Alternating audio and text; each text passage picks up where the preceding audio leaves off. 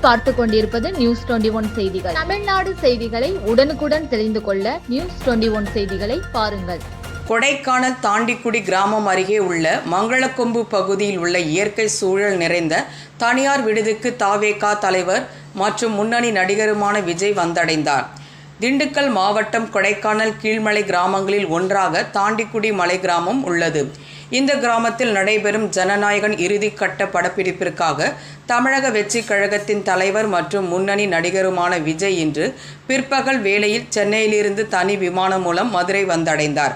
அங்கிருந்து சாலை மார்க்கமாக வத்தலகுண்டு, ஐயப்பாளையம், பட்டிவீரன் பட்டி வழியாக மலை சாலையில் பயணித்து தாண்டிக்குடி ஊராட்சிக்கு உட்பட்ட மங்களம் கொம்பு அருகே உள்ள தனியார் விடுதிக்கு வந்தடைந்துள்ளார்.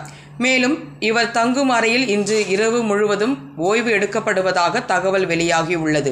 மேலும் தாண்டிக்குடி கிராமத்தில் மலை உச்சி பகுதியில் உள்ள ராஜசேகரன் என்பவரின் தனியார் தோட்ட பகுதியில் சுமார் 30 ஏக்கர் பரப்பளவில் உள்ள காபி தோட்டத்தில் நாளை மற்றும் சனி, ஞாயிறு உள்ளிட்ட 3 நாட்கள் படப்பிடிப்பு இங்கு நடைபெறுகிறது. நியூஸ் 21 செய்திகளுக்காக கூல் சுரேஷ்.